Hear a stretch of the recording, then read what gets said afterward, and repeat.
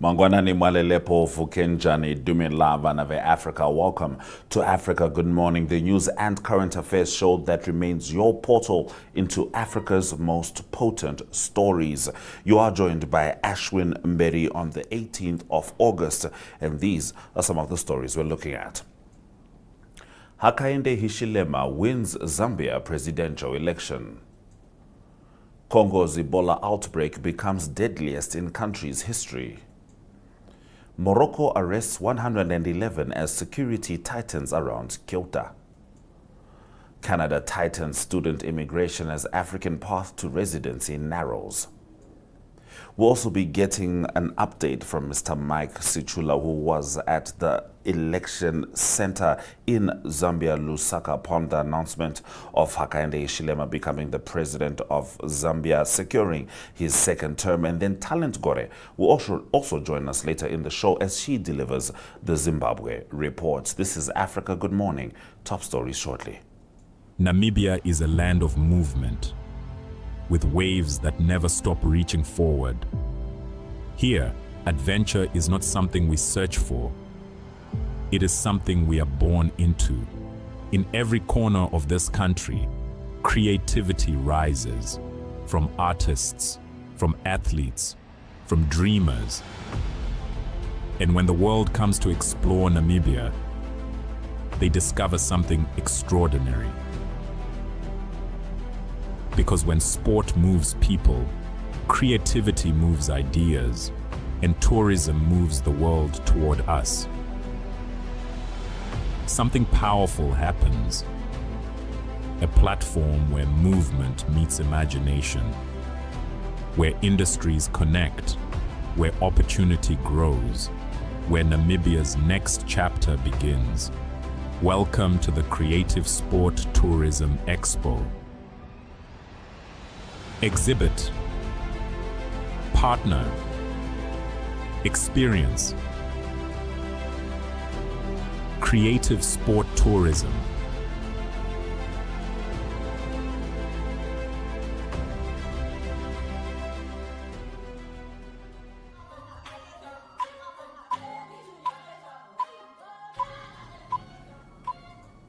All right, let's get into our top stories. Zambia's election has wrapped up and Hakainde Hichilema has won his second term as Zambia president. This is how it looked like at the end of the polling. 2,965,326 votes for Hakainde Hichilema. His opposition, 1,855,217. Brian Mundumbile falling short of just over 1 million votes. The amount of registered voters were 8,786,300. Valid votes, 4,902,050. Rejected votes, 126,566. Total votes cast, 5,028,616, with a voter turnout of 57.23%. So those were the results. Upcoming is the video of the declaration of Hakainde Hichilema as the president, of course, tallying all the results of all the contenders in this presidential election. And following that video is the report that Mike Sichula gave us. It's already up on our social media because he sent it to us quite timely at 2:30 a.m. This was from the Election Resource Center. Have a look.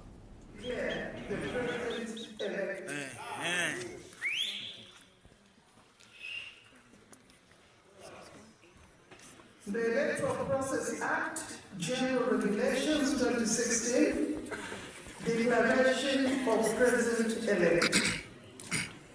Whereas Parliament was dissolved on the 15th day of May 2026, and whereas an election to the office of President was conducted on the 13th day of August 2026. Now, therefore, I, Francis Mangala, Zalumis State Council, being the returning officer for the election to the office of President, do hereby declare that I have,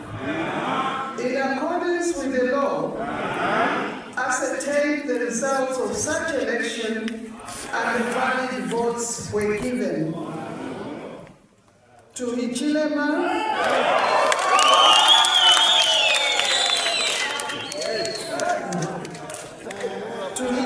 Hakainde S, UPND, 2,965,326. The others who participated in the election are Mundubile Brian M, NRPUP, 1,856,217. Kalabahari CF, 19,070. Bwaria Calvin F, ZMP, 17,078. Mary Fred SP, 12,194. Katuta Given Independent, 7,574. Chansa Given M, MEE, 6,650. Mushimba Brian, OPP, 6,269. Silumbe Richard, LM, 3,304. Kunda Howard, Zawapa, 2,561. Njoku Akim A, GU, 2,496. Siamneni Ritual, NFP, 1,963. Pule Daniel, CDP, 1,348. I therefore declare Hichilema Hakainde S to be president-elect.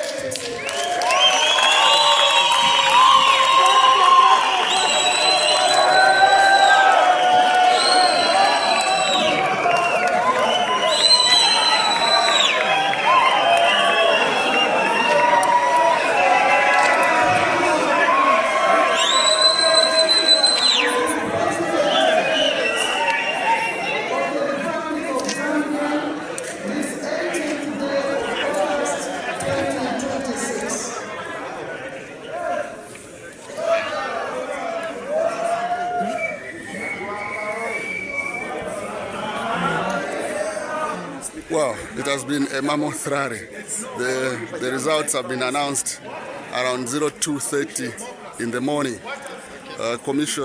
Electoral Commission of Zambia chairperson, Madam Mwangala Zaromes, declared President Hakainde Hichilema as the duly elected president of Zambia after he amassed over 2.9 million votes against his closest rival, Mr. Brian Mundubile of the NRPUP party, who scored over 1.8 million votes. The commission did state that the results, they were still awaiting for results from 5 constituencies. Two of those constituencies had their ballot papers stolen by unknown people. So the commission is working at reconciling the results. However, despite those 5 constituencies not having their results accounted for, it was not possible for Mr. Brian Mundubile to reach over 9 or to outmuscle Mr. Hakainde Hichilema. This is why she has gone ahead to declare President-elect President Hakainde Hichilema. So it has been a very mammoth rally, mammoth race between the two. Thank you very much for having me. Africa, good morning. Many thanks to Mr. Mike Situla for his timely reporting throughout the election in Zambia. We'll certainly be getting another report from him. This time it will appear on Second Take on Sunday, which is our political analysis show, which will be wrapping up the Zambia election from start to finish. So don't miss Second Take on Sunday on NTV, DSTV 285, GOTV 25, 1up2.com, Network Media Hub, and NTVAFRIKA.MY.NA at 9 p.m. For now, We move into the rest of our top stories. The Ebola outbreak in the Democratic Republic of Congo has become the deadliest in the country's history, killing 2,325 people, government data showed. Congo's Public Health Institute said confirmed cases had reached 4,945, including 101 detected during 24-hour periods. Now, since the May 15 declaration, weak health infrastructure, community resistance, and instability have hindered case identification and response. The case fatality ratio has risen from about 20% in early June to 46%. Now, Moroccan police arrested at least 111 people for attempting to enter Spain's North African enclave of Ceuta as security tightened following social media calls for another mass migrant crossing. Those detained included 109 migrants from sub-Saharan Africa and 2 Moroccan citizens arrested in or around Fnidek, according to a Moroccan Interior Ministry source. The attempt followed the July 30 crossing when more than 72,000 migrants entered Ceuta and at least 96 people died trying to reach European soil. Now, Canada is tightening its international student system, reducing study permit targets while making the transition from education to work and permanent residency more selective, creating tougher conditions for African students. The government expects to issue up to 408,000 study permits in 2026, including 155,000 for newly arriving international students and 253,000 extensions for existing and returning students. That target is 7% below 2025 and 16% below 2024. Now, Ottawa plans to reduce Canada's temporary population to below 5% by the end of 2027, citing pressure on housing, infrastructure, and public services. Those have been our top stories on Africa Good Morning. After the break, we will be joined by Talent Gore as she delivers the Zimbabwe Report.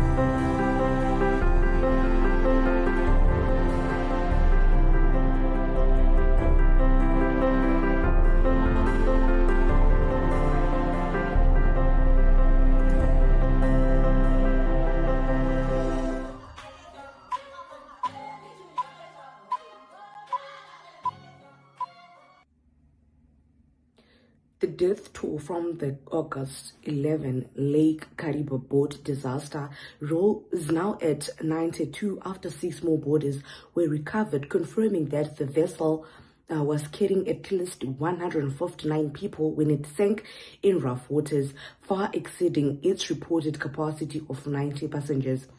The Civil Protection Unit said it would only verify through registered ticket sales that 114 adults and 5 crew members were on the government-owned ferry.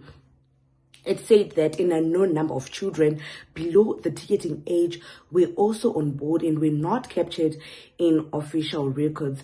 But you find out that the security guard who was ticketing the people were boarding the ferry. He said that there were 153 people, but as of yesterday, when the police confirmed another 6 people, or rather 6 bodies which were found, it now says that there were at least 159 people.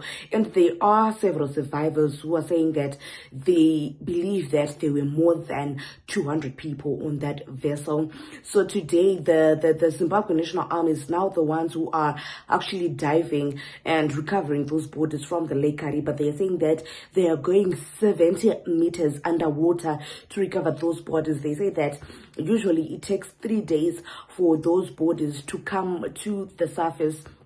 But because of the weather, because it's quite cold in Kariba right now, the bodies, they're still below below the waters, so they're actually going deep down to get those bodies. So today, hopefully, they're going to get more bodies, because there are quite a number of people who have not received the bodies of their relatives. And as of yesterday, the Minister of State for Mashonaland West Province, Minister Mariam Chombo, said that now DNA testing was now being conducted to ensure that relatives can identify the bodies of their loved ones, because as of yesterday, some could not identify their relatives. There are 6 bodies that are at the hospital, at the mortuary in Kariba, that have not been collected because they can't be identified. So now DNA testing is being done to ensure that relatives identify the bodies of their deceased relatives. And also you find out that there are families, or relatives rather, who lost 15 people in that fair, and some of them, they're saying that they have not even identified one family member who was part of that disaster. So you'll find out that a lot of bodies are still missing, and people, they have been complaining that it's taking time for the rescue mission to actually recover those bodies. But the army is doing all that it can.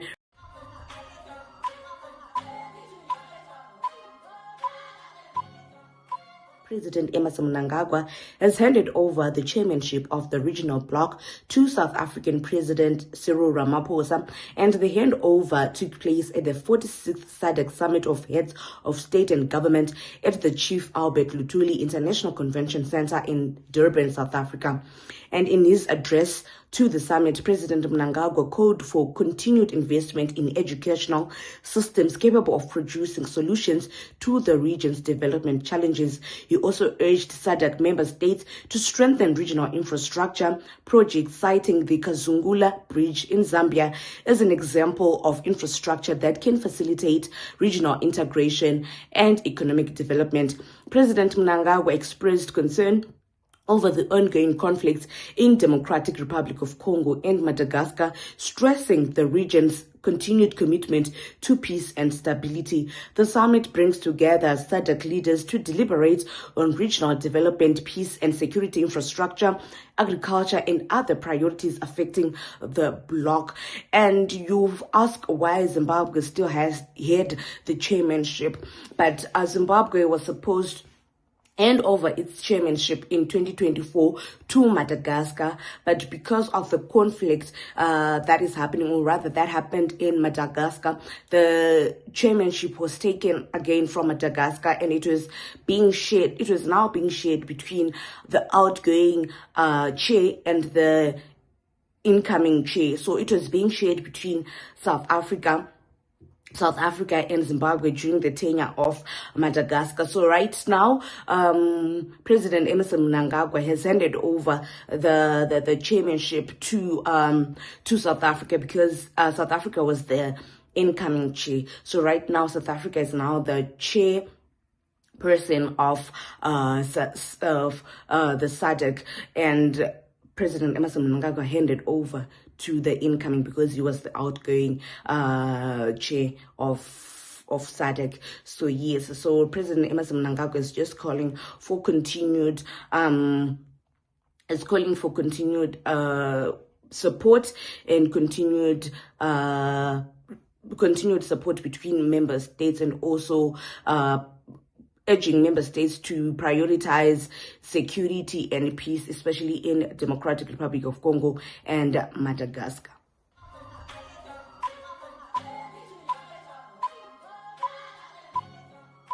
The Zimbabwe Nurses Association has accused the government of failing to honor agreements reached in May on the review of the health-specific allowances, warning that continued delays could push health workers into further collective action, including strikes.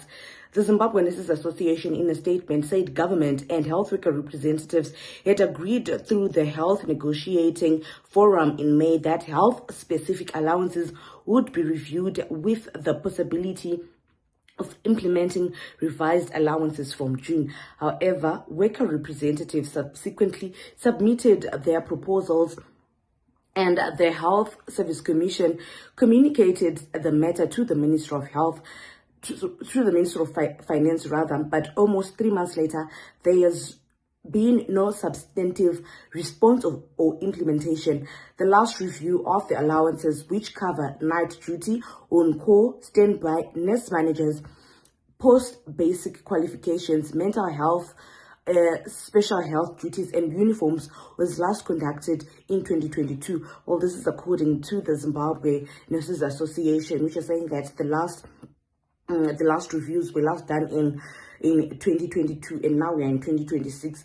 And the Zimbabwe Nurses Association said that rising living costs and economic pressures had since significantly eroded the purchasing power of health workers, leaving the allowances inadequate compensation for the demanding and often unsocial condition under which they operate. You remember, from around April up into May, health workers were on a strike in public hospitals, at Parenga group of hospitals, at Salim Gabe hospitals, and at Tempilo hospitals. Health workers, they were on strike, demanding that their salaries be revealed. But since then, there had been talks between the Health Service Board and the Health Negotiating Forum in May, which had agreed that they were going to talk to the Minister of Finance, and possibly they promised that the salaries of the nurses, they will be